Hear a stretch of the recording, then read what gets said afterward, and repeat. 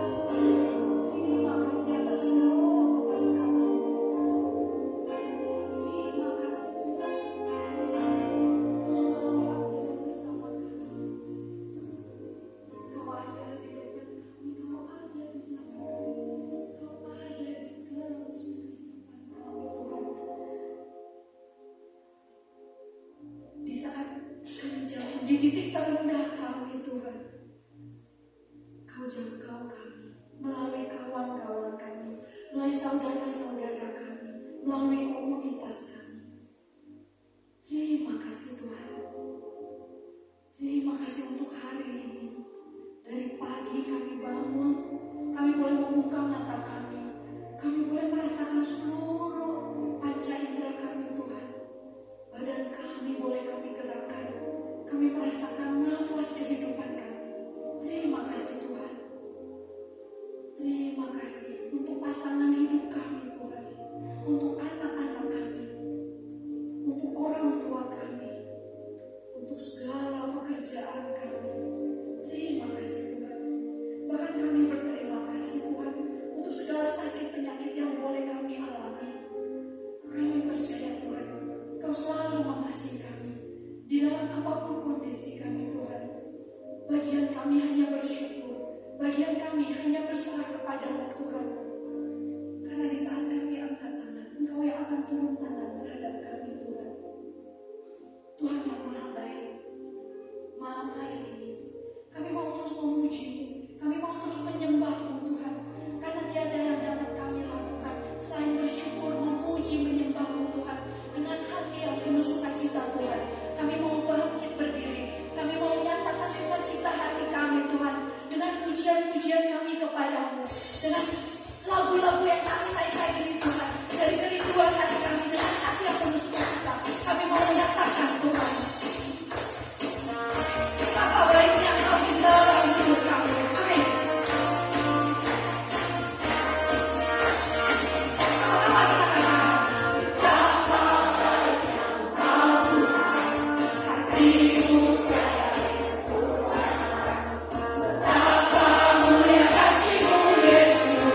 Terima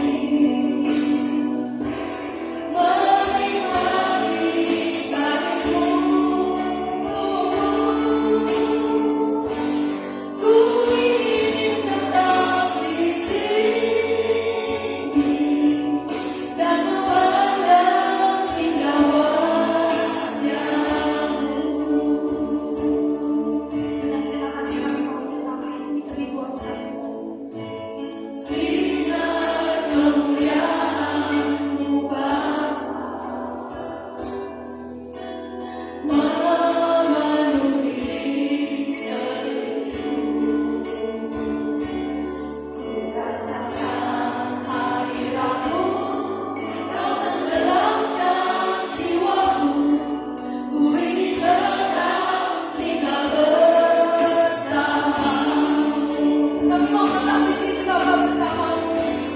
Ku ingin tetap di sini, menikmati kasih-Mu. Ku ingin tetap di sini dan memandang indah wajah-Mu.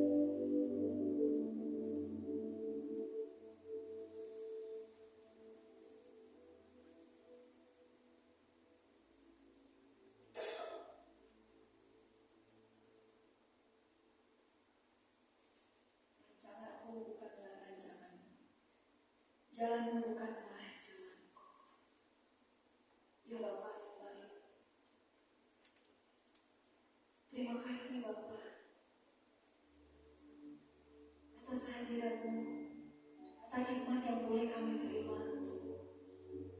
Kami percaya bahwa apapun yang kami rancangkan, apapun yang kami rencanakan, semuanya itu akan kembali lagi untuk mengikuti rancangan, untuk mengikuti jalan. Bapak kami takut, Bapak kami khawatir akan hal-hal yang berada di depan kami. Tapi malam hari ini, sekali lagi kau ingatkan kami bahwa kau pasti memiliki rancangan yang indah untuk kami, bukan rancangan kecelakaan. Bahwa kau selalu ada bagi kami, bahwa kau selalu menyertai kami. Terima kasih Bapak. Kami mau terus buka hati kami. Kami mau terus serahkan kehidupan kami Bapak. Pada saat ini, kami persiapkan hati kami. Kami singkirkan segala hal yang bukan berasal daripada Bapak. Karena kami mau siapkan hati kami untuk menerima firman-Mu yang akan disampaikan oleh anak-Mu Bapak Roland. Kami percaya Bapak, Kau telah menitipkan kerinduan kepada kami melalui Bapak Roland.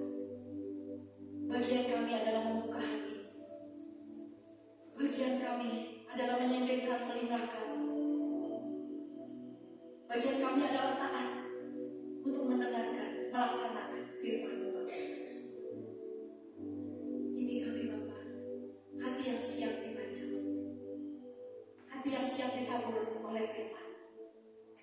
Terima kasih Bapak. Kemuliaan kepada Bapa dan Putra dan Roh Kudus, seperti pada permulaan, sekarang, selalu dan sepanjang segala abad. Amin. Bapak Ibu silakan duduk. Silakan Bapak.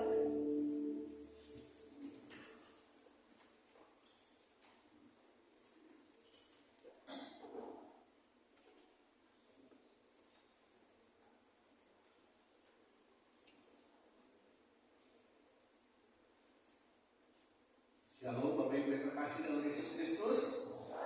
Apa kabar? Ya, masih kompak ya. Apa kabar? Baik ya, karena baik itu adalah singkatan ya, bahagia aku ikut Kristus, benar gak? Coba lihat di kanan, benar gak bahagia ikut Kristus? Tanya bahagia? Oke ya. Oke, Bapak Ibu yang terkasih, hari ini kita pertama kali PD bulan Desember, betul? Betul, bulan Desember itu bulan apa? Bulan Desember bulan apa? Bulan Natal katanya. Iya betul, Natal ya bulan Desember gitu ya. Tapi bulan Desember itu bulan apa? Bulan ke-12 ya. Benar Pak, bulan ke-12. Jadi bulan Desember itu memang biasanya kalau misalnya kita ada di belahan bumi daerah utara, itu kelihatan berasanya apa? Suasana Natal. Jadi kalau suasana Natal itu gimana? Salju, betul? Ada salju terus pohon Natal. Terus pohon Natalnya dihias ya. Jadi suasana Natalnya seperti itu. Tapi itu nggak berlaku buat kita yang di tropis, betul? Karena kita tidak ada salju. Dan nggak berlaku juga buat belahan bumi bagian selatan, seperti kayak Australia gitu ya. Di Australia itu malah Desember itu panas gersang ya. Jadi itu tergantung suasana, tapi kita sudah mendapatkan image bahwa Natal itu adalah suasananya salju, pohon Natal gitu ya, seperti itu. Dan bulan Desember kalau kita hujan ya. Bapak Ibu di sini sudah bisa hadir tempat ini meskipun hujan.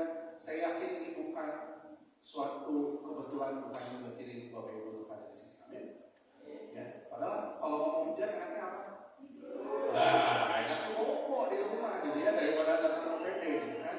Nah, Bapak Ibu yang terkasih, nggak apa-apa, kita bulan Desember juga adalah bulan yang dimana kita masuk ke dalam bulan apa? Advent ya, bulan Advent ya. Oke, masuk belum? Oke. Ya, dan tema pada malam hari ini kita mau bicara soal dari palungan datanglah mengharapkan dan kasih ya. Nah ini temanya ya. Jadi menantikan Sang Juru Selamat karena bulan Advent itu adalah bulan penantian ya. Dari palungan datanglah mengharapkan dan kasih, itulah tema kita pada malam hari ini. Oke. Nah, bicara soal menantikan Sang Juru Selamat, betulkah kita lagi menantikan Sang Juru Selamat? Betul? Betul? Terus datang nggak? Datang nggak? Benar. Yakin benar Juru Selamatnya datang? Oh ya, yang jawab cuma lagi sebagian ya. Nah, inilah ciri khas dari orang Katolik, gitu ya. Ragu-ragu. Soalnya kalau misalnya kita harus belajar untuk nanti kita makin memperdalam iman kita dan kita yakin bahwa benar-benar Sang Juru Selamat itu datang dan hadir. Amin. Oke, mungkin Bapak Ibu udah pada kenal saya, tapi saya kenalan lagi boleh. Mungkin ada yang baru pertama kali datang ke sini, ya. Nah, ada Ibu, Bu Elisabeth tadi baru datang ini ya hari ini ya. Perkenalkan, nama saya Roland, ya. Hai, nama saya Roland. Ya, saya memiliki 1 orang istri dan 3 orang anak, ya. Ini foto keluarga saya. Oke, nggak lama-lama, langsung aja next. Nah, jadi tema pada malam hari ini kita bicara dari palungan datanglah pengharapan dan kasih. Ya, jadi hari ini kita masuk mulai bulan ini kita masuk ke dalam minggu Advent. Ya, nah Advent itu dalam bahasa Latin itu adalah Adventus, yang diartikan kalau dalam bahasa Indonesia itu artinya kedatangan. Ya, jadi Advent itu adalah bicara soal bagaimana kedatangan, dan tradisinya selama bulan Advent itu kita ngapain aja? Doa, ya. Kita berdoa, kita renungan, terus begitu kita masuk dalam pertobatan, dan yang paling kentara di Santa Laurentius itu adalah ASN. Betul? Apa itu ASN? Aksi Sosial Natal. Aksi Sosial Natal itu ngapain? Berbagi, ya, betul? Berbagi bagi saudara-saudara kita mungkin yang berkekurangan, membutuhkan kegiatan amal. Ini yang kita lakukan rutin setiap tahun dalam paroki Santa Laurentius. Nah, tentunya bulan Advent itu ada yang spesial di gereja. Ada yang tahu apa yang berbeda di sana?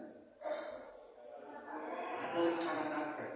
Ya, kalau diperhatiin lingkaran Advent itu ada apa di dalam sana? Di dalam lingkaran Advent? Ada lilin, ya. Ada lilin, ada berapa lilinnya?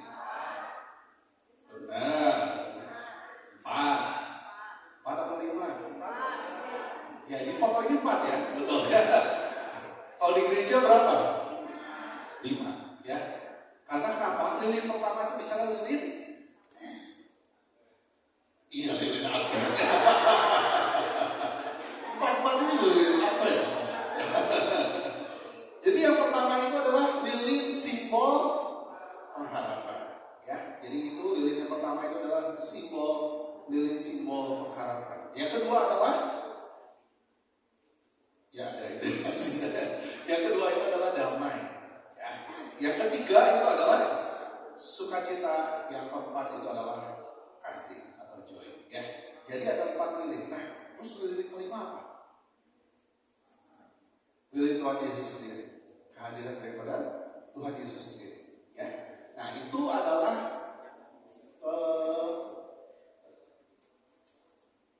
tradisi ketika kita menjalani Advent, ya. Maka dari itu, kalau di gereja Katolik itu kalau masih Advent itu tidak merayakan Natal, betul? Betul? Kalau kita bandingkan dengan saudara kita, gitu ya, yang gereja tetangga, mereka itu tanggal 5 ini udah perayaan Natal, ya, KKR perayaan Natal. Tapi kalau misalnya kita di Katolik tidak, karena kenapa? Kita masih dalam masa penantian. Dan soalnya kenapa ya? Jadi Bapak Ibu nggak usah ini ya, protes ya. Kenapa sih kok harus nanti gitu ya perayaan Natal? Kalau udah lewat tanggal 25 semua udah pada liburan, betul? Aduh, perayaan Natal aja kayaknya nggak enak gitu ya. Mendingan sebelum liburan kita beresin semua. Tapi kita kan nggak bisa karena kita sedang masa Advent. Makanya gak apa-apa perayaannya nanti kalau udah kembali ya, udah balik dari liburan, udah balik dari main, baru kita merayakan Natal bersama-sama, ya. Nah, Bapak Ibu yang terkasih, inilah makna daripada Advent sendiri. Seringkali kita suka bingung, Advent itu ngapain sih? Kok kenapa sih nggak boleh Natalan sebelum tanggal 25 gitu ya? Nah, jadi kita udah tahu sekarang, makanya kita akan hayati apa itu masa Advent. Ya. Dan ketika kita masuk dalam masa Advent dan kita mau mengenal kehadiran daripada Tuhan Yesus. Kalau kita mengenal kehadiran daripada Tuhan Yesus, pasti image-nya apa? Kehadiran Tuhan Yesus, apalagi Natal. Apa image-nya? Kalau Natal itu image-nya apa? Sukacita, ya itu yang dirasakan. Tapi kalau misalnya begitu ngomong Natal itu biasanya apa? Malam Kudus, betul? Ada apa di Malam Kudus? Ada palungan, betul? Itu yang saya maksud gitu ya. Palungan, ya. Karena kenapa? Lewat Natal itu kan kita mau menantikan kehadiran daripada Tuhan Yesus. Kalau kehadiran Tuhan Yesus artinya kelahiran. Kalau kelahiran itu artinya bayi. Dan kalau misalnya kita bicara bayinya Tuhan Yesus, pasti kita gak akan jauh sama yang namanya palungan. Ya. Karena palungan ini adalah satu hal yang spesial daripada kehadiran Tuhan Yesus. Kelahiran Tuhan Yesus itu kita tahu bahwa di dalam kandang yang sederhana itu seperti itu, kurang lebih baby, ya. Dan suasananya itu sederhana dan palungan itu adalah apa? Palungan itu apa? Makanan, tempat makanan ternak, betul? Ya. Jadi kita lihat bahwa palungan itu adalah wadah yang digunakan untuk menampung makanan hewan, seperti dalam kandang domba, misalnya. Ya, jadi supaya makanannya nggak kemana-mana, masukin ke dalam satu wadah atau tempat. Dan biasanya palungan itu macam-macam, ada yang terbuat dari kayu, ada dari logam, atau mungkin dari batu yang diukir atau yang dibuat supaya kayak ada legokannya gitu ya, seperti yang kayak di gambar ini. Dan palungan itu kita lihat bahwa banyak sekali versi-versinya ya. Ada yang versi seperti ini, ada yang batu, terus ada yang kalau misalnya kita lihat kebanyakan yang kita bayangkan mungkin seperti ini ya. Pakai kayu gitu ya, bentuknya seperti itu. Dan nanti Tuhan Yesus sih dibaringkan bayinya di dalam palungan seperti ini. Tapi palungan itu adalah satu tempat makan hewan ya, atau ternak dalam hal ini. Ya, di sini ada di rumah yang punya binatang peliharaan, anjing, kucing, atau apapun. Ada ya. Nah, biasanya kalau misalnya itu kasih makannya gimana? Apakah kasih makannya langsung ya di lantai gitu, di auren gitu? Enggak kan? Biasanya dikasih satu wadah. Nah, itulah bayangannya kalau misalnya kita membayangkan itu, ya tempat makan itu dijadikan tempat Tuhan Yesus untuk dibayangkan. Nah, Bapak Ibu yang terkasih, kita lihat ayatnya dari Lukas 2 ayat 7. Di sini berkata, dan ia melahirkan seorang anak laki-laki, anaknya yang sulung, lalu dibungkusnya dengan lampin dan dibaringkannya di dalam palungan, karena tidak ada tempat bagi mereka di rumah penginapan. Dan inilah yang kita tahu bahwa Bunda Maria ketika melahirkan Tuhan Yesus itu membaringkan dalam palungan. Di sini ada jelas kata-kata di dalam palungan. Ya, jadi kalau misalnya saya kasih gambarannya kurang lebih seperti yang ada di sini. Okay. Nah, Bapak Ibu yang terkasih, kita lihat bahwa ternyata palungan itu menjadi sesuatu buat kehidupan kita. Kenapa? Karena tempat makan hewan yang disebutnya apa? Kotor, atau mungkin disebutnya ya nggak tahu makanannya apa, jadi ya yang pasti bukan sesuatu yang mewah, sesuatu yang sederhana. Bahkan palungan ini juga mungkin bagi sebagian dari kita itu menganggap ini mah jijik gitu ya, atau bukan sesuatu yang spesial atau yang luar biasa. Tapi kita tahu bahwa lewat ada palungan ini ada pengharapan, ya, ada pengharapan dalam palungan ini. Kenapa? Ya, sekali lagi karena ada Tuhan Yesus yang lahir di palungan itu. Amin. Nah, kita lihat dari Yesaya 9 ayat 1, kita baca bersama-sama. 3, 2, 1. Bangsa yang berjalan di dalam melihat terang yang besar. Mereka yang diam di negeri kekelaman, atasnya terang telah bersinar. Ya. Jadi kita memiliki satu pengharapan lewat sesuatu yang mungkin kita anggap kotor, mungkin kita anggap rendah, mungkin kita tidak anggap. Ya. Tapi palungan itulah yang kita lihat bahwa disitulah kita memiliki satu pengharapan. Pengharapan karena bukan karena palungannya, tetapi karena ada Tuhan Yesus. Ya. Dan di sini dikatakan juga bahwa bangsa yang berjalan di dalam kegelapan itu telah melihat terang. Ya, ada terang, ada pengharapan ketika Tuhan Yesus itu hadir. Nah, Bapak Ibu yang terkasih, inilah masa Advent, masa di mana kita menantikan Tuhan Yesus. Kita memiliki satu pengharapan kepada Tuhan Yesus sendiri. Ya, di tengah dunia kita hari ini. Ya, Bapak Ibu yang terkasih, saya mau cerita tentang dunia hari ini. Ya, mungkin kalau saya datang di PK kemarin mungkin udah tahu ya. Saya ceritanya kurang lebih sama. Ya, yang saya mau ceritakan itu adalah bagaimana hari ini dunia hari ini. Ya, Bapak Ibu yang terkasih, hari ini siapa yang nggak kenal Gojek? Ada yang nggak bisa pakai Gojek? Bisa, pada bisa semua di sini ya. Udah pada bisa semua? Yakin? Gak dulu siapa orang lain pesenin gitu kan? Ya, coba kalau misalnya dipikir-pikir kita tarik balik, kira-kira mungkin 10-15 tahun yang lalu, ya, gak ada yang namanya Gojek. Ya. Dan perubahannya itu begitu drastis, begitu luar biasa, sampai mengubah kehidupan kita hari ini, betul? Betul nggak? So, sekarang gak ada Gojek, susah. Misalnya, contoh ya, misalnya tiba-tiba Gojek dimatikan aplikasinya, ya mati gitu semua. Ya, apa yang terjadi dengan kita?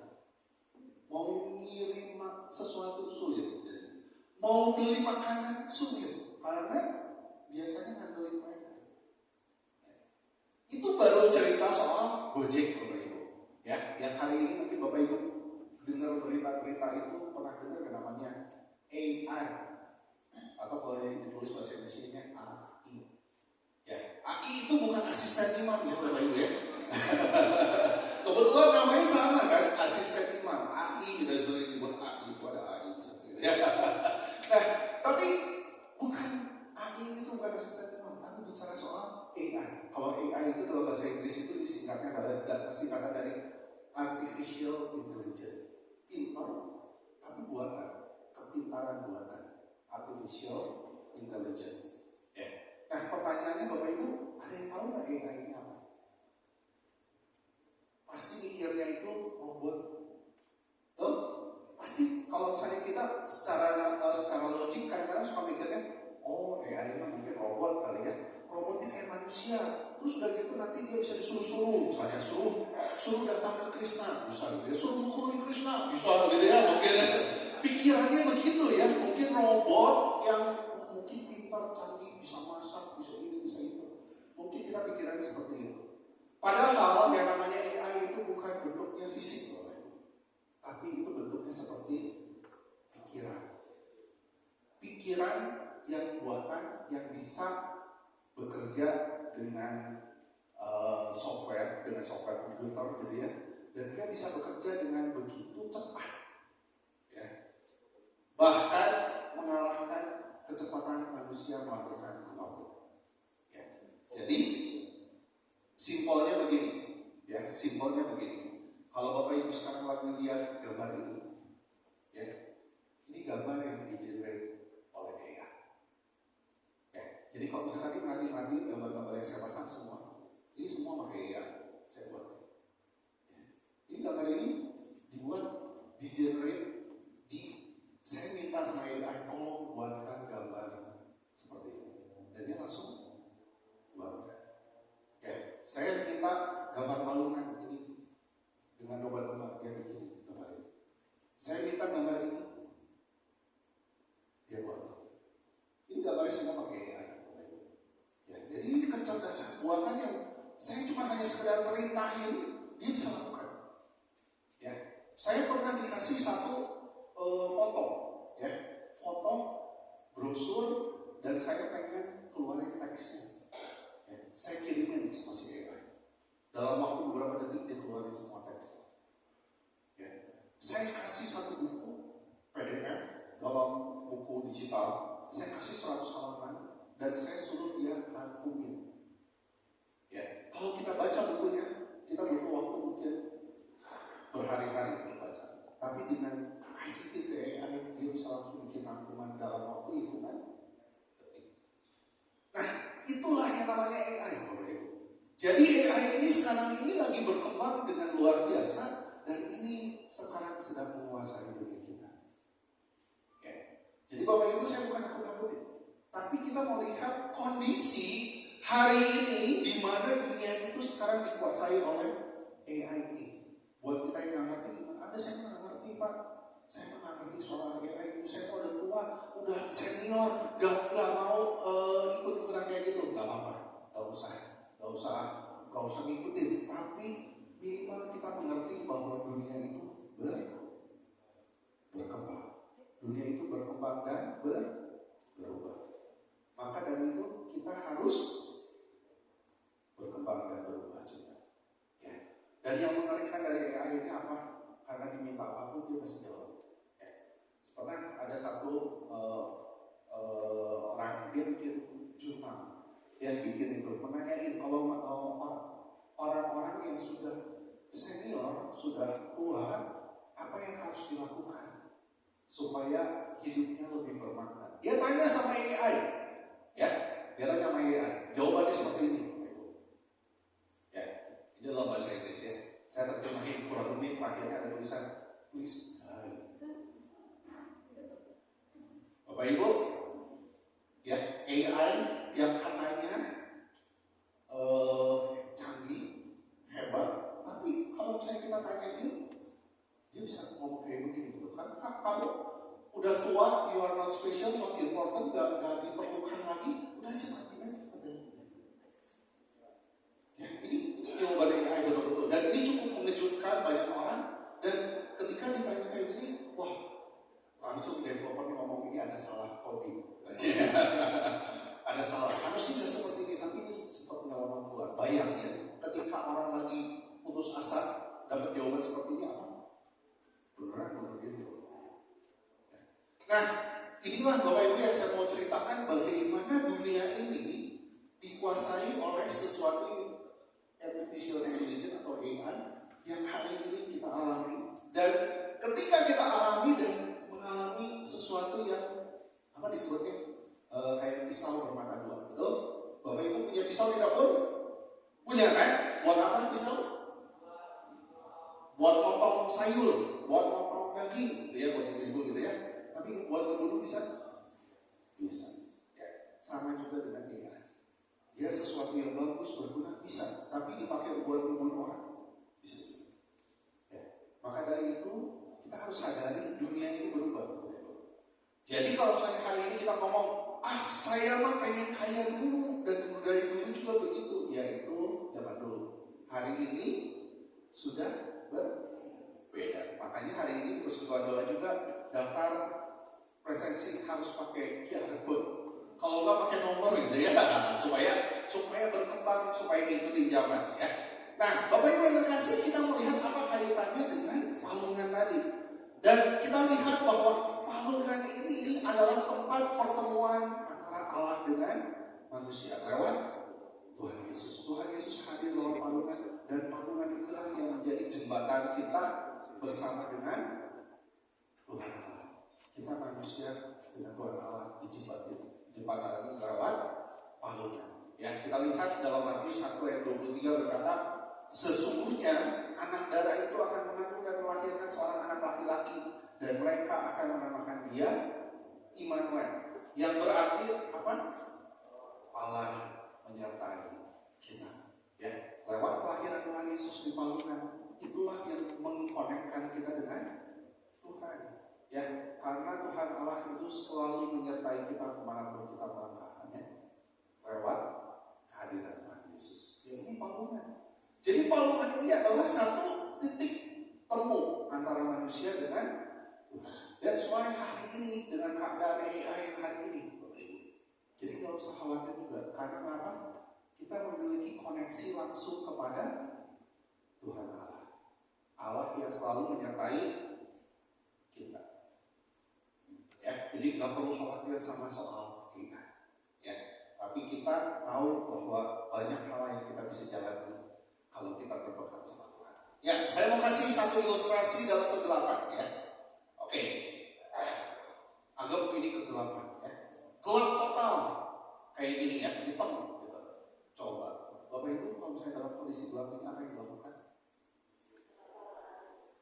Meraba-raba? Ngapain kalau gelap? Diam aja. Terus udah diam gitu. Gimana bertanya kalau gelap? Merem, oke, merem diam, ngapain? Takut, gelap, bingung, benar. Apalagi kompres, tidur. Benar sekali yang merem ya, tidur ya. Nah, kalau misalnya kita dalam kegelapan, pasti kita bingung, mungkin takut, mungkin serem juga, mungkin di sana takut ada yang tiba-tiba gitu ya, misalnya seperti itu. Kita pasti kecenderungannya kalau gelap itu pasti tidak nyaman, betul kan? Tidak nyaman ya, pasti kecenderungannya seperti itu. Tetapi ketika ada satu titik cahaya seperti itu, jauh, kecil, ada satu titik cahaya, apa yang akan kita lakukan? Didatangin, benar, yakin didatangin. Lagi gelap total, gak tahu, pokoknya lihat kiri kanan gelap ya semua. Tiba-tiba ada satu titik cahaya kayak begini. Gak tahu, pokoknya ada satu titik cahaya jauh banget gitu. Apa yang kita lakukan?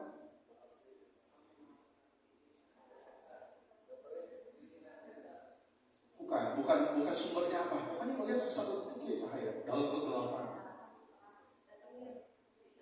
Dideketin, betul ya. Apa yang kita lakukan secara naluri, kita langsung melangkah. Ketika kita melangkah, kita menuju ke sumber cahaya itu. Meskipun itu titik dan jauh banget gitu, kita akan langsung fokusnya ke titik itu. Titik jauh. Ya, udah makin jalan makin dekat. Oh ternyata itu adalah lilin. Ya, cuma hanya satu batang cahaya ini. Ya, tetapi ketika ada cahaya itu di kejauhan, apa yang kita akan lakukan? Kita akan fokus sama cahaya tersebut. Kita akan mencari terang tersebut. Kita akan jalan menuju terang tersebut, dan inilah yang kita sebut adalah harapan dalam kegelapan. Ketika kita mengalami masalah kegelapan tadi, pasti ketika ada satu cahaya terang, meskipun jauh, kita akan langsung menuju ke cahaya tersebut. Betul Pak? Ya, itu adalah secara logiknya manusia, kita akan seperti itu.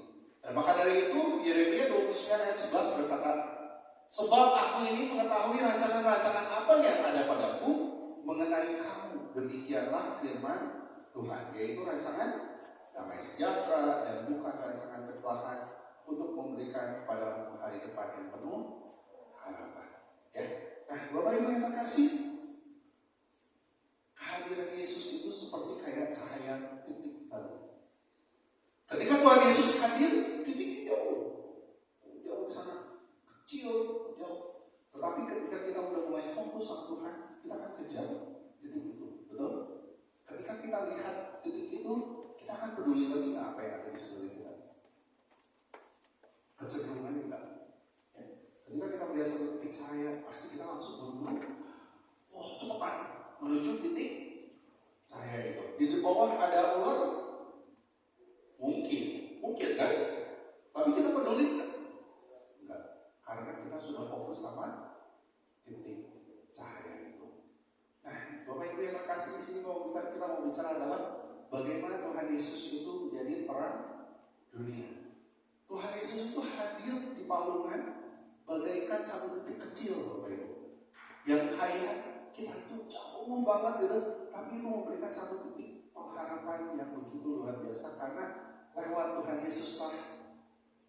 Tuhan Yesus adalah terang dunia yang menerangi kehidupan kita. Maka Yesus berkata pula kepada orang banyak, katanya, akulah terang dunia. Barang siapa mengikut aku, ia tidak akan berjalan dalam kegelapan, melainkan ia akan mempunyai terang hidup. Yohanes 8 ayat 12 berkata seperti itu. Nah, Bapak Ibu yang terkasih, ilustrasi yang tadi saya gambarkan ini adalah satu gambaran bagaimana Tuhan Yesus hadir lewat palungan dan memberikan satu titik cerah kepada hidup kita. Pertanyaannya adalah, ketika tadi kita dalam kegelapan melihat ada sumber cahaya, apakah betul kita langsung menuju sumber cahaya? Atau malah yang kita sering terjadi itu adalah kita sibuk sama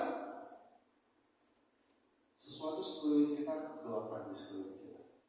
Kita sibuk, oh ada ular, takut ada ular, takut ada ini, takut ada itu, ada masalah ini, kiri jurang, kanan jurang. Kita selalu pikir itu, padahal cahaya sudah ada, titiknya sudah ada. Tapi kita fokus sama hal-hal kegelapan yang ada di sekeliling kita. Bapak Ibu yang terkasih, inilah keadaan yang saya alami ketika waktu saya belum mengenal Tuhan. Ketika masalah datang, saya itu cuma hanya sibuk, ini masalahnya gimana? Cepat beresinnya gimana? Untuk memberesin masalah ini seperti apa? Solusinya seperti apa? Saya pengen masalah ini cepat selesai. Ketika masalah ini tidak selesai, apa yang saya alami?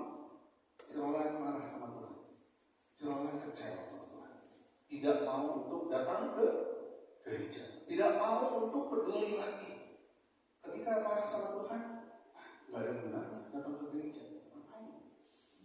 Ya, toh nggak datang ke gereja dengan tidak datang ke gereja, hasilnya sama aja. Masalahnya tetap sama aja, karena kita selalu fokus sama masalah. Bapak Ibu yang terkasih, saya juga dikasih pengalaman juga untuk bisa melayani. Melayani dalam tidak hanya di persekutuan doa, tapi dalam kegiatan-kegiatan lain yang salah satunya yang kemarin, beberapa minggu kemarin itu saya ikut camp namanya Patreon. Nah, di sini juga saya melayani. Ketika saya melayani dan saya dapatkan bahwa ternyata apa yang saya alami itu gak cuma hanya saya alami sendiri. Banyak sekali dari kita itu yang fokus sama masalah. Udah masalah, putar masalah. Masalahnya terus yang dipusingin dan selalu minta jawaban sama Tuhan untuk segera menyelesaikan masalah. Karena masalah kita bisa selesai kalau kita menuju ke cahaya. Seringkali kita sibuk sama masalah. Atau kalau misalnya saya gambarkan seperti ini, kita itu secara naluri, secara manusia senang nggak kalau dikasih hadiah? Dikasih hadiah senang? Senang. Kasih hadiah senang? Dikasih hadiah senang? Makanya nanti Bu Yuli ya, pede kasih hadiah ya. Kasih hadiah aja. Jadi nanti semua umat senang ya. Gak ada yang nggak senang dikasih hadiah, betul? Betul? Ya. Seringkali kita fokusnya sama hadiah. Padahal yang kasih hadiah itu adalah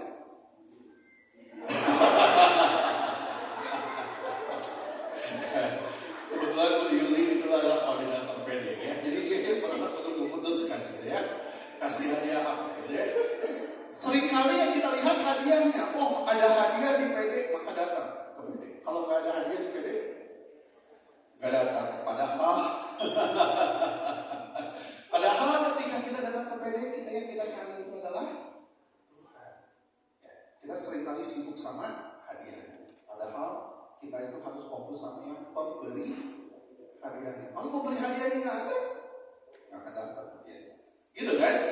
Nah, Bapak Ibu yang kasih, hal yang sama terjadi ketika kita sibuk dengan masalah itu.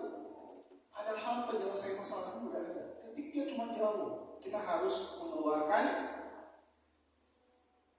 effort kita untuk bisa menuju ke titik itu. Nah, itu yang kita bicara di sini. Yesus adalah terang dunia. Maka dari itu Bapak Ibu, ya, hari ini kita benar-benar mau belajar dari Paulus. Ya, ada 3 hal yang kita mau belajar dari Paulus. Kasih tahu kiri kanannya 3 hal. Belakangnya, depannya kasih tahu. Colek ya, kasih tahu. Ada 3 ya. Oke. Ya.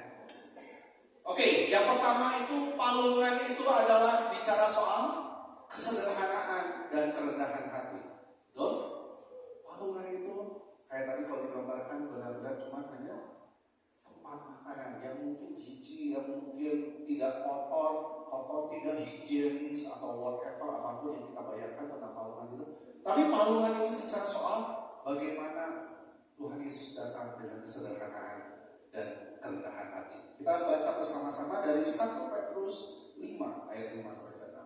3, 2, 1. Dan kamu semua rendahkanlah diri seorang terhadap yang lain, sebab Allah menentang orang yang combong.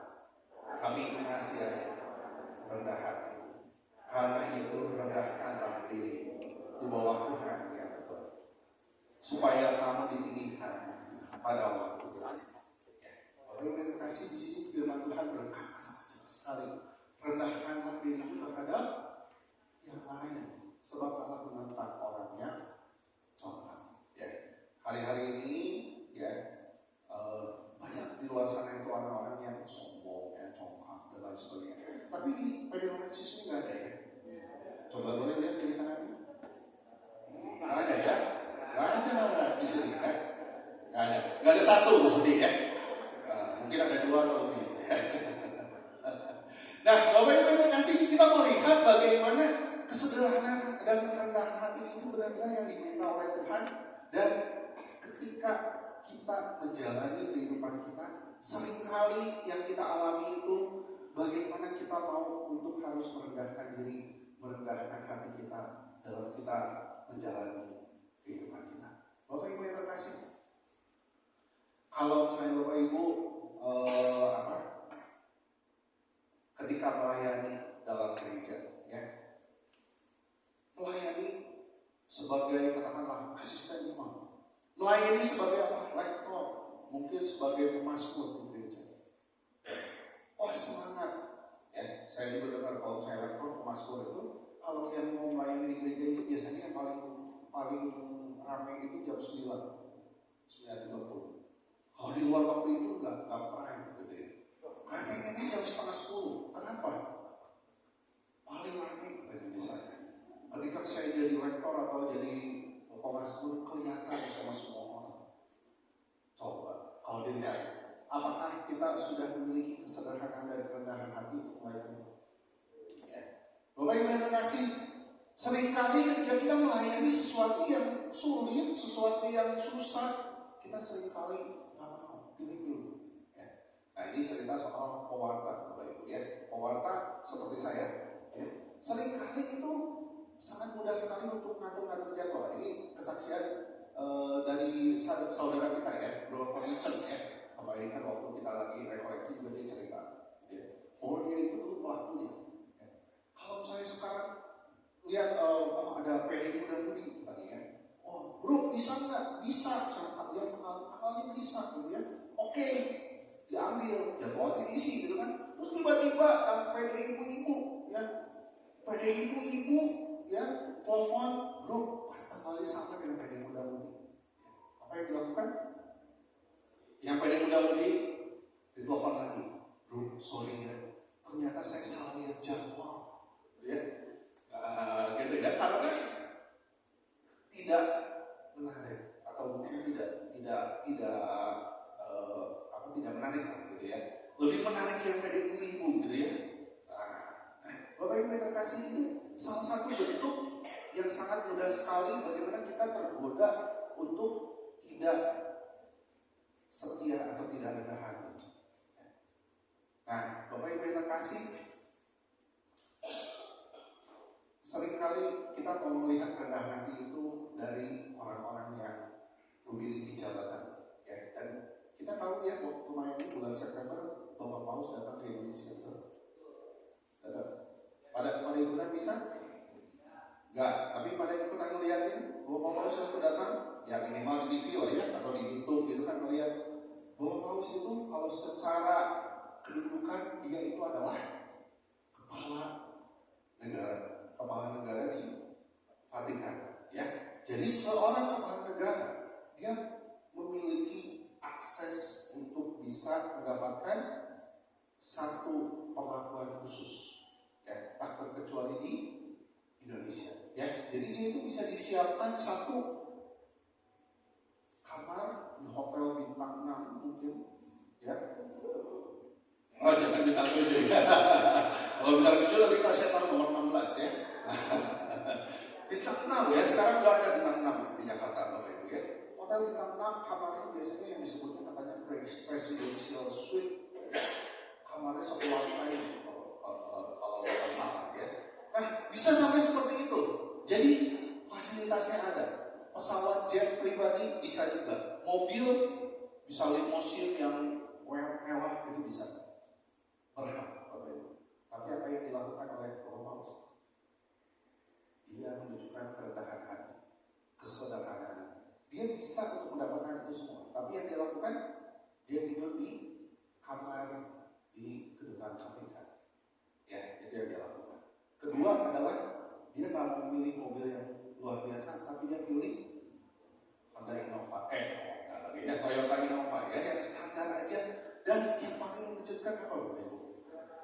Duduknya kamu di belakang, ya kan? Duduknya di depan, udah duduk di depan terus apa yang dilakukan? Buka kaca ini. So, kalau saya sekarang mana ada kepala negara yang berani melakukannya? Ya, biasanya udah masuk mobil, tutup kaca, takut ada yang nembak. Saya sendiri juga ya, sebenarnya kalau lihat ini bangga sekaligus takut juga sih ya. Tiba-tiba ada yang nembak, amit-amit ya. Tapi puji Tuhan, ya Tuhan lindungi Paulus kita sungguh luar biasa. Nah ini adalah satu contoh kesederhanaan dan kerendahan hati yang bagaimana kita juga harus ikuti, Bapak Ibu. Nah seringkali kesederhanaan dan rendah hati ini memang ditujukan lebih ke orang-orang yang mungkin memiliki fasilitas, mungkin punya jabatan, punya kedudukan, punya kelebihan. Karena kenapa? Kalau orang yang sederhana gak punya kelebihan, gak usah disuruh sederhana, memang udah sederhana setiap hari, betul? Ya, justru bagi kita yang mungkin memiliki satu jabatan atau kelebihan, inilah yang diminta untuk bagaimana kita menjalani kesederhanaan dan kerendahan hati. Gak gampang? Yes, gak gampang. Seringkali kita jatuh? Yes, seringkali kita jatuh. Dan inilah hal pertama yang kita ingat masa ini. Kita mau untuk mengingatkan mengingatkan kita kesederhanaan dan kerendahan hati. Yang kedua adalah berbicara soal selalu berpengharapan. Ya, ayatnya itu dari Roma 15 ayat 13. Semoga Allah sumber pengharapan memenuhi kamu dengan segala sukacita, damai sejahtera dalam iman kamu, supaya oleh kekuatan Roh Kudus kamu berlimpah-limpah dalam pengharapan. Bapak Ibu yang terkasih, Allah itu adalah sumber pengharapan. Ya, kalau udah sumber pengharapan, artinya ada sesuatu yang baik di balik itu. Ya. Tapi yang kita alami, kok datang ke PD malah ketemu sama musuh. Ya, ada nggak musuh di sini? Nggak ada ya. Pada orang Yesus nggak ada ya. Ada. Kalau saya dengar doa lain begitu, Bapak Ibu. Ya, waktu saya datang ngomong enggak banyak musuh. Ya, nah kita lihat bahwa bagaimana ketika kita melihat orang-orang yang tidak ketika kita melihat orang-orang yang tidak kita sukai atau mungkin kita ngomongnya itu musuh kita, bagaimana kita itu bisa tetap mengasihi, ya?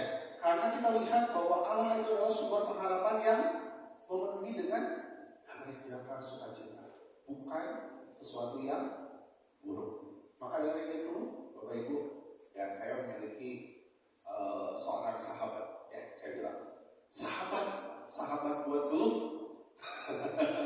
Saya ngomongnya sahabat itu buat gelut ya, buat ribut gitu ya. Nah kenapa? Waktu itu saya pernah masuk dalam satu grup, ya grup WA. Ya. Dia itu selalu posting yang tidak sesuai dengan tema grup. Kan tema grupnya kita itu kan tentang pelayanan dalam rohani, betul? Pelayanan dalam gereja. Tapi ketika dia posting, itu postingnya tentang politik terus loh, ya. Politik terus, wah, inilah, itulah, terus politik yang di posting. Ya, akhirnya apa? Semua orang mendaulat saya dalam grup itu supaya saya ngomongin dia. Ya, saya ngomongin dia, ya. Suruh dia berhenti ngomongnya. Gitu. karena saya merasa sebagai utusan daripada teman-teman semua itu, ya saya lakukan. Ya. Saya telepon, tolong kalau di grup jangan posting tentang politik, karena mengganggu buat kita semua. Hari ini grup rohani, udah jangan posting tentang politik. Saya ngomong seperti itu. Ya, apa yang dilakukan oleh dia? Tapi sudah telepon dia ngomong-ngomongin saya luar. Wah, si orang begini, si orang ngomongin apa segala. Saya kan posting politik kan demi kebaikan kita semua, untuk bangsa negara kita supaya lebih baik dan lain sebagainya. Ya. Akhirnya apa yang saya dapatkan? Saya dapatkan cuma hanya di caci maki, di ya saya ngomongnya di fitnah. Ya. Kesel jelas. Kalau misalnya saya pakai emosi ya, ketemu dia hayang amat lonjong. Bener, ngomongin emosi udah di kepala, jadi kan kalau ketemu dia pengennya kan, ayo sok, rek di mana, rek di jalan, ayo sok, mau apa juga saya ladenin. Ya. Ngomongin kesel seperti itu. Tapi Tuhan izinkan dia untuk hadir lewat komunitas rohani. Lewat komunitas seperti kayak kita PD. Dia Tuhan izinkan dia hadir. Kenapa? Kok orang menyebalkan harus hadir di sini? Kok orang yang menyebalkan itu hadir di gereja? Ya, kita nggak bisa tutupi kenyataan bahwa ada aja cerita perselingkuhan di gereja, antar pengurus di gereja, antar asisten imam, ya, antar seksi ini dan seksi itu. Dan di sini ada yang ketawa-ketawa ya. Jangan-jangan itu benar-benar terjadi ya. Ya, dimanapun itu sangat mungkin terjadi. Ya. Dan kita nggak bisa pungkiri bahwa hal-hal buruk itu bisa terjadi dalam komunitas apapun, termasuk dalam komunitas rohani dan gereja. Tetapi yang kita mau lihat di sini apa? Ketika terjadi hal-hal buruk seperti itu, bagaimana respon kita untuk menyikapi? Ya, seperti kata firman Tuhan juga bahwa batu menajamkan batu, besi menajamkan besi, manusia menajamkan manusia. Jadi Tuhan kirimkan dia untuk kita naik level, ya. Jadi tadi yang cerita saya itu, Tuhan kirimkan dia untuk hadir dalam kehidupan saya, bukan untuk saya nonjokin, ya, tetapi untuk saya bertumbuh imannya. Iman apa? Kesabaran, gitu ya. Sabar, gitu ya. Ketemu sama dia ngomongin seperti itu, gitu ya. Terserah, lu ngomongin apa? Terserah, iya deh. Si Roland mah begitu, tak apa-apa.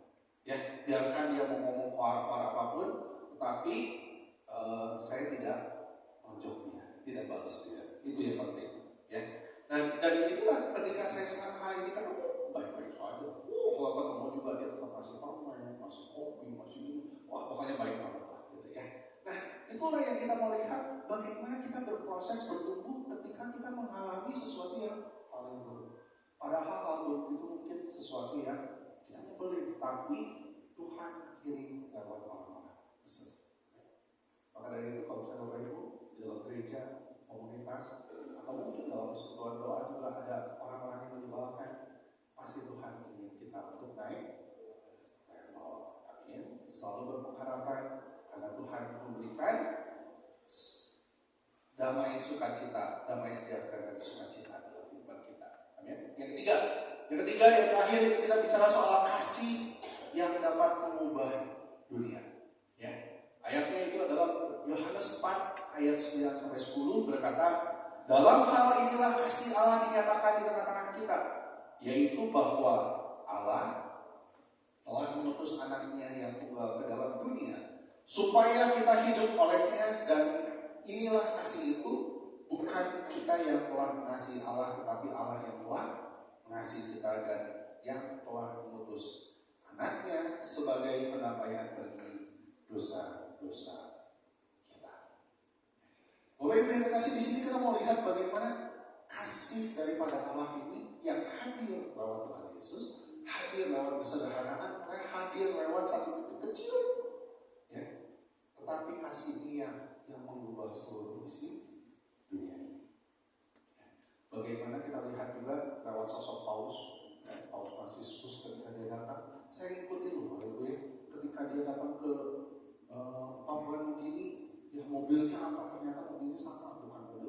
limosin gitu bukan. Mobil sama, Toyota juga ya, sederhana juga. Waktu datang ke Timor Leste sama juga mobilnya sederhana.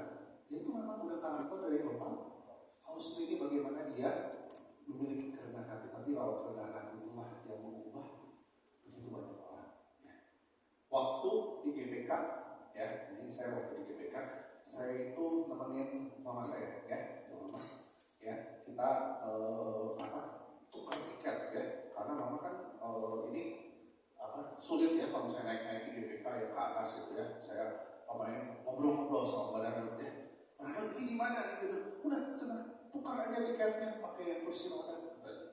Oh, gimana caranya? Ternyata bapaknya ribet juga ya. Harus ke Jakarta segala gitu ya. Wah, pokoknya sampai hari terakhir mau berangkat, kursi rodanya siapa yang nyiapin? Saya sampai bingung sendiri gitu. Kakak memang gak pakai kursi roda. Sampai hari ini, udah harus nyiapin sendiri. Udah, beres, siapin, datang ke sana. Ternyata memang kalau kursi roda dikasih posisinya depan ya. Benar-benar di pinggir lapangan gitu ya. Benar-benar di pinggir lapangan, dan waktu itu kita datang lebih cepat. Benar-benar saya bawa benar-benar di pinggir lapangan ya. Jadi waktu itu ada pastor siapa, ada lewat apa segala, kita tuh bisa lihat semua. Dan pandangan ke ini juga dekat ya. Dan waktu Bapak Paus masuk ke dalam GBK, begitu Paus masuk, kita semua juga kita merasakan ya, aura daripada Bapak Paus yang begitu luar biasa ya. Apalagi kami yang dulu yang cuma hanya tinggal, mungkin kalau dijarakin ke mobilnya mungkin 3 atau 4 meter dari pagar ke mobil gitu ya, kira-kira 3 atau 4 meter. Bagaimana aura daripada Bapak Paus, itu luar biasa. Ini yang saya rasakan, dan saya juga waktu itu sampai menitikkan air mata karena merasain begitu luar biasa kasih daripada yang dipancarkan lewat Paus Fransiskus pada saat. Dan mungkin kalau misalnya nonton TikTok ada ya TikTok yang ngomong cuma pas Bapak Paus lagi bikin anak salib, asik menuju ke orang yang bervideo itu. Jangankan yang hadir di sana nonton TikToknya aja, rasanya begitu luar biasa. Nah, Bapak Ibu yang terkasih, bagaimana kita melihat palungan ini adalah sebagai satu kesederhanaan yang memancarkan kasih, titik kecil yang memancarkan kasih begitu luar biasa, yang benar-benar bisa mengubah kehidupan kita. Ya. Bapak Ibu yang terkasih, saya mau sharing apa yang saya alami hari ini. Ya. Hari ini saya bisa berada di depan Bapak Ibu, bisa berdiri di sini untuk membawakan pewarta pada Bapak Hari. Ini bukan program, ya, maksudnya bukan keinginan Roland, bukan kemauan Roland, bukan sesuatu yang Roland schedulekan, jadwalkan, atau mungkin inginkan, atau menjadi target, enggak sama sekali. Kalau saya lihat dari Roland itu sebenarnya cuma hanya orang introvert yang Tuhan pakai. Ya. Tapi lewat apa yang saya alami hari ini, dan saya juga dalam pesantren ini saya renungkan apa sih penantian, apa sih masa Advent yang saya mau renungkan. Dan saya dapatkan bahwa bagaimana saya itu kehadiran daripada kasih Tuhan itu dalam kehidupan saya. Dan itulah yang saya rasakan, dan saya juga hari ini mau bagikan dengan Bapak Ibu semua. Seringkali kalau kita berpikir bahwa oke, saya hidup pengen ini, fokus saya apa, kerja, cari duit, apa segala gitu, keluarga, yes betul, ya, pekerjaan penting, keluarga, pekerjaan, tapi kita harus balance dengan apa yang kita lakukan untuk pelayanan. Ya. Selama 3 tahun kemarin, waktu saya masih kerja di tempat sebelumnya, saya itu selalu mengeluh sama istri saya. Ngeluhnya apa? Gak punya waktu. Iya, waktu pagi, ya, kerjanya itu 7 to 5, dari jam 7 sampai jam 5 sore setiap hari. Ya. Tambah bangunnya harus pagi jam 5 karena ngantar anak sekolah itu jam 6. Ya, jam 6 selesai ngantar sekolah, langsung kerja. Jam 7 sampai jam 5 sore, begitu pulang pengennya bobo. Ya, apalagi hujan-hujan kayak tadi gitu ya. Wah, enak banget ya, bobo di rumah gitu ya. Kalau pede skip aja, nggak mau datang ke pede. Tapi itu yang saya alami gitu loh, bahwa saya itu mengalami kekeringan, mengalami permasalahan, tetapi yang saya tahu bahwa Tuhan itu memancarkan kasih. kasih yang begitu luar biasa, dan itu yang membuat saya itu terus mau untuk setia melayani. Hari ini ya, bukan karena kekuatan saya, bukan karena saya pengen atau sebagainya, tapi karena saya tahu Tuhan sudah memberikan yang terbaik dalam hidup saya, dan saya mau untuk bagikan dengan orang lain. Bapak Ibu yang terkasih, Paulus ini lagi mengingatkan kita juga bagaimana kita berbagi dengan orang lain. Betul? Ya, mungkin kita pikiran berbagi itu materi, nggak selalu materi. Kadang-kadang yang diperlukan orang-orang itu adalah bukan cuma hanya materi, tapi waktu. Mungkin yang dibutuhkan oleh orang itu bukan cuma hanya sekedar waktu aja, tapi kuping. Kenapa kuping? Mendengarkan, ya, mendengarkan keluhan, mendengarkan curhatan orang, dan itu juga yang bisa meneguhkan, menguatkan sesama kita. Ya, itu sebabnya saya juga sekarang itu mulai kembali, ya disebutnya mulai kembali. Kalau saya kemarin suka banyak yang komplain, WA si Rowan susah dijawab. Hari ini bukan saya susah dijawab, saya akan mengganggu Bapak Ibu WA-nya terus. Gampang ke PD, ya. Gitu ya, Bapak Ibu ya. Jadi kalau saya dapat WA dari saya, kalau saya kirim flyer, jangan di blok. Jangan-jangan nomor saya di blok gitu ya. Saya khawatir nomor saya di blok gitu ya. Kadang ngirimin terus gitu ya untuk selalu datang ke PD. Jadi saya itu ya sesuatu yang saya juga mau ubah, bahwa bagaimana saya juga bisa menyebarkan kasih. Dan inilah yang kita mau dapatkan dalam masa Advent ini. Bagaimana kita juga mau untuk sebarkan kasih itu kepada orang-orang di sekitar kita. Itu sesuatu yang kita mau sebarkan. Dalam masa Advent ini kita mau sebarkan pengharapan dan kasih kepada orang-orang di sekitar kita. Amin. Bapak Ibu yang terkasih, sebagai penutup, kita mau lihat lagi, kita mau renungkan kembali bahwa Tuhan Yesus adalah sumber pengharapan dan kasih. Palungan ini tidak akan ada artinya kalau tidak ada Tuhan Yesus yang hadir di palungan, melalui palungan. Tapi ketika Tuhan Yesus hadir lewat sesuatu yang sederhana, sesuatu yang mungkin menjijikkan buat kita, itulah yang membuat kita menjadi kuat bahwa palungan ini membawakan pengharapan dan kasih dalam kehidupan kita. Mari pada malam hari ini kita arahkan, kita fokuskan kepada diri kita pada Tuhan. Bahwa Tuhan yang memberikan hidup dan pengharapan kepada kita semua. Yesus kau kebenaran,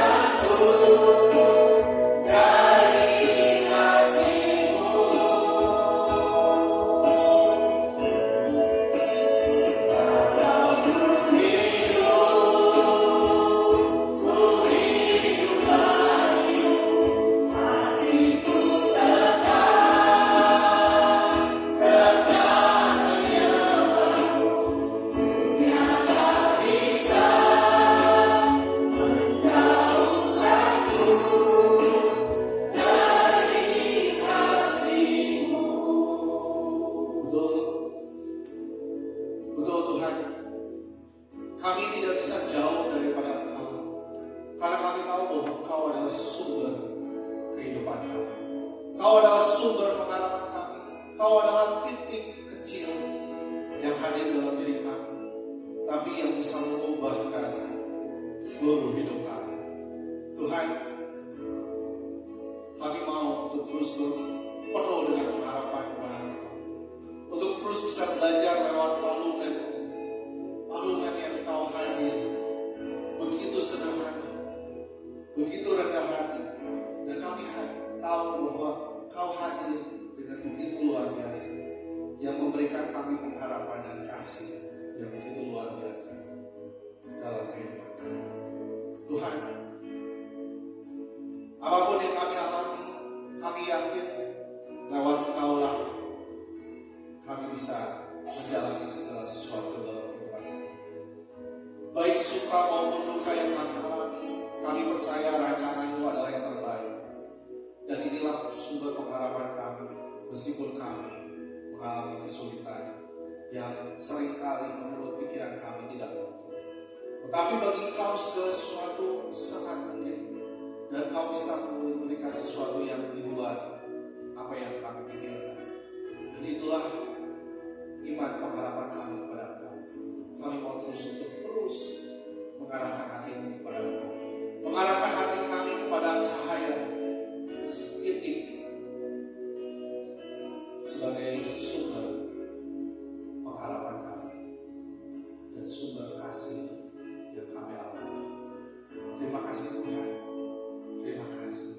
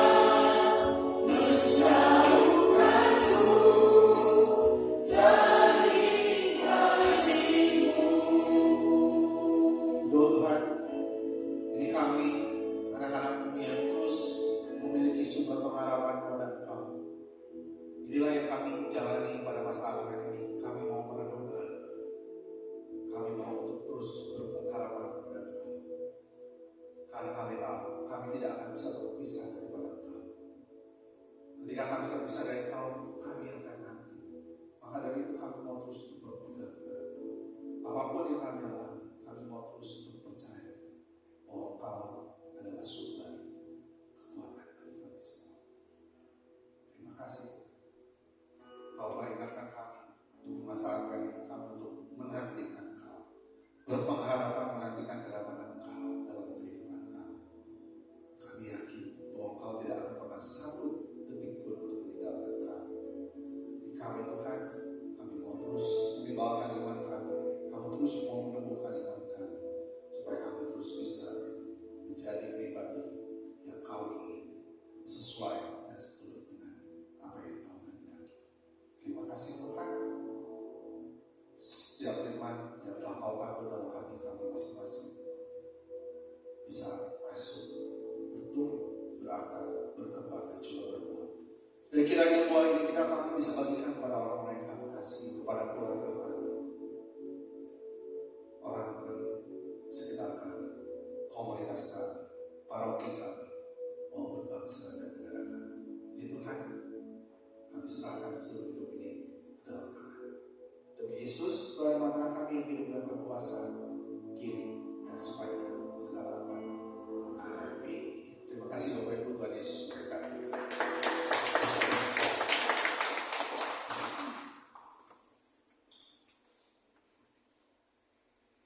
Saudara-saudari yang terkasih, marilah kita satukan hati dalam doa.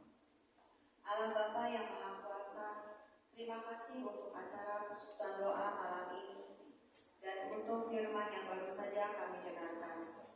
Semoga kami mampu untuk semakin dekat denganmu dan juga untuk menantikan Sang Juru Selamat terang dunia bagi kami. Marilah kita mohon, kabulkanlah doa kami ya Tuhan. Bapa yang baik, kami juga mau berdoa bagi Bapak Roland yang telah membawakan firman pada malam hari ini. Kiranya berkat-Mu senantiasa tercurah beserta seluruh keluarganya. Anugerahkanlah kesehatan yang baik serta kelancaran dalam setiap usaha dan pelayanannya. Marilah kita mohon, kabulkanlah doa kami ya Tuhan. Bapa, kami juga mau berdoa bagi bangsa dan negara Indonesia agar menjadi negara yang adil dan makmur. Juga bagi Bapak Presiden Prabowo serta seluruh jajaran kabinetnya. Kami mohon kiranya Engkau senantiasa mengurapi mereka dan juga kekuatan kepada mereka dalam menjalankan tugas kenegaraan. Marilah kita mohon, kabulkanlah doa kami ya Tuhan. Bapa, kami juga mau berdoa bagi tim Pastores Gereja Santo Laurentius, Pastor Bogars, Pastor Maman, Pastor Hendra, dan Pastor Alo, serta seluruh imam lainnya. Anugerahkanlah kesehatan yang baik kepada mereka, murnikan pelayanan mereka dalam menjalankan tugas panggilannya. Marilah kita mohon, kabulkanlah doa kami ya Tuhan. Bapa, kami juga mau berdoa bagi mereka yang hadir dalam PD malam ini. Berikanlah kami semangat untuk terus menantikan Sang Juru Selamat dalam hati kami, selalu penuh harapan dan kasih, serta sederhana dan rendah hati. Marilah kita mohon, kabulkanlah doa kami ya Tuhan. Bapa, kami bersyukur dan terima kasih atas seluruh berkat yang kami terima dari-Mu. Saat ini kami mau memberikan persembahan kami yang terbaik untuk persekutuan doa kami, agar dapat dipergunakan untuk memperluas kerajaan-Mu. Baik, terima kasih Sesika. Bapak Ibu, kita sudah diberkati dengan firman Tuhan. Mari hari ini juga kita mau memberkati dengan berkat yang sudah kita miliki.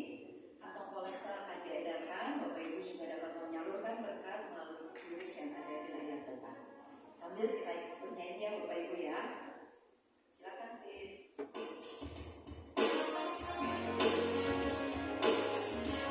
Kita ada di sini karena Tuhan, karena Yesus yang hari ini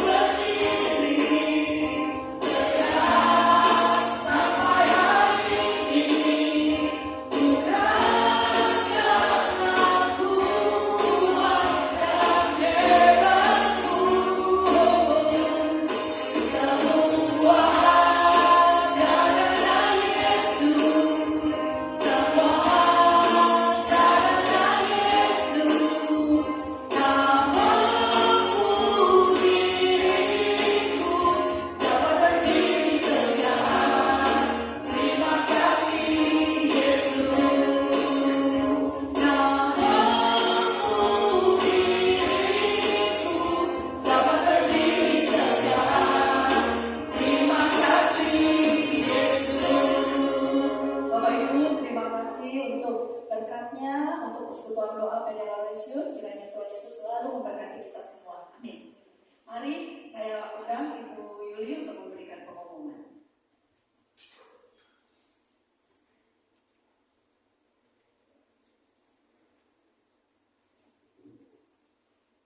Selamat malam Bapak Ibu yang terkasih dalam Kristus. Oke, gimana malam hari ini?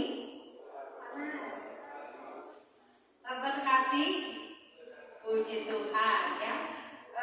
Sebelum pengumuman saya mau mengucapkan terima kasih kepada Bapak Nolan yang sudah membawakan firman pada malam hari ini, di mana pada malam hari ini kita diingatkan untuk apa? Menanti berpengharapan ya. Terima kasih Bapak Nolan. Kita berikan tepuk tangan sekali lagi.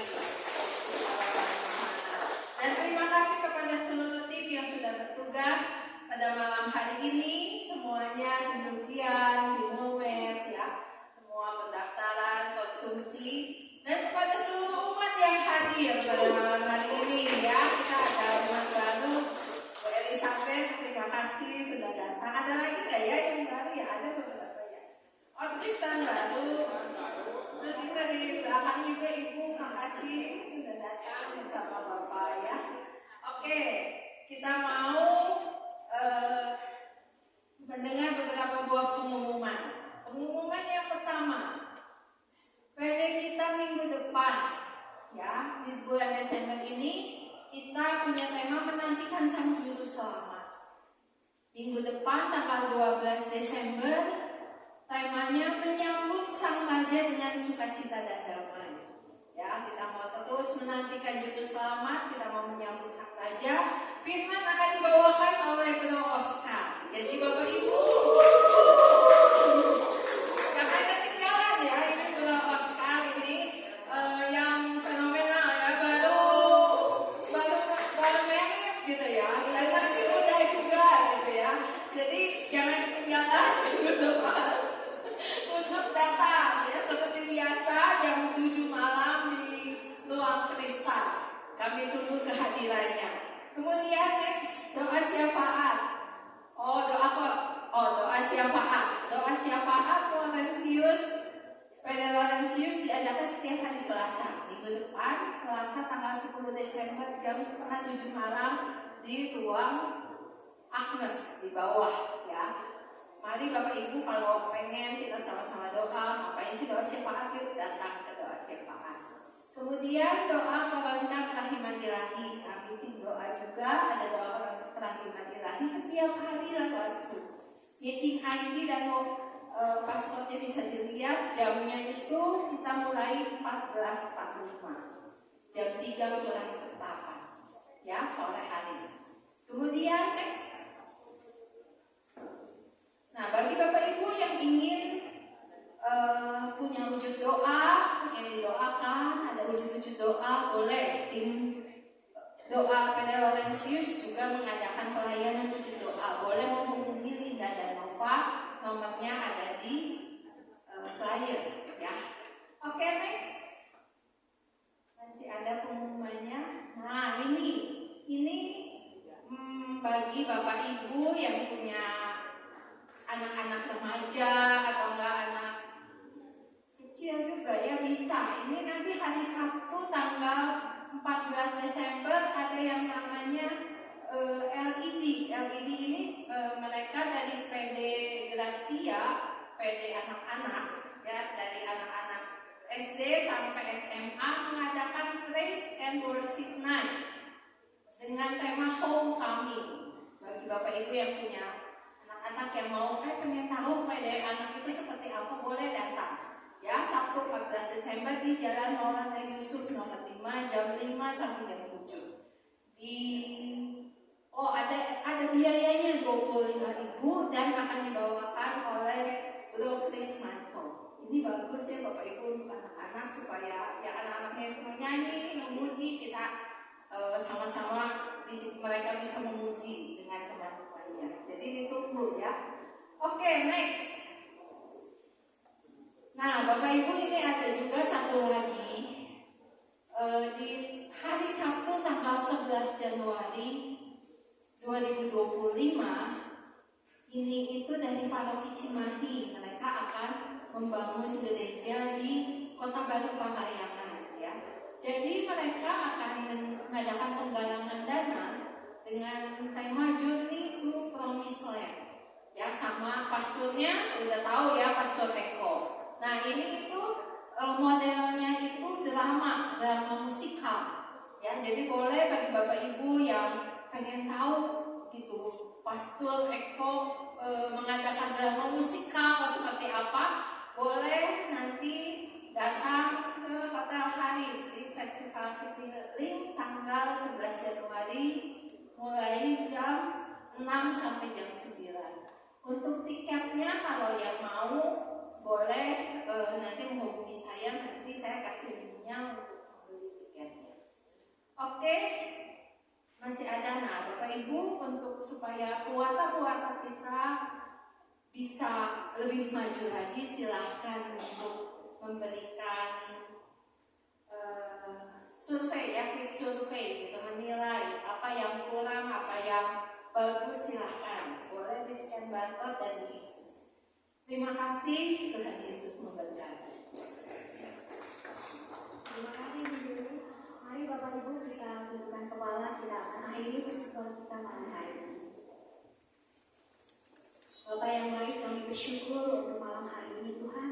Sungguh luar biasa firman-Mu mengingatkan kami bahwa Engkaulah adalah satu-satunya Allah di dalam hidup kami. Ajar kami untuk tetap fokus mengarahkan hati kami kepadamu, fokus kepada titik, karena Engkau dalam menjadi terang daripada kami. Fokus kepada setiap permasalahan, pergumulan, hal-hal yang tidak baik di luar titikmu Tuhan. Mampukan kami untuk tetap setia dan taat dan percaya kepadamu bahwa tiada yang mustahil bagimu, sekalipun apapun itu Tuhan yang kami alami. Kami percayakan seluruh kehidupan kami hanya ke dalam tangan-Mu. Terima kasih ya Allah untuk persekutuan doa malam hari ini. Dan sebentar juga kami akan pulang ke mohon perlindungan-Mu. Tinggalkan kami selamat sampai di rumah tanpa kurang satu apapun, sehingga kembali kami dapat berkumpul dengan keluarga dan dapat beristirahat. Semua doa ini kami haturkan kepadamu dengan tangan Kristus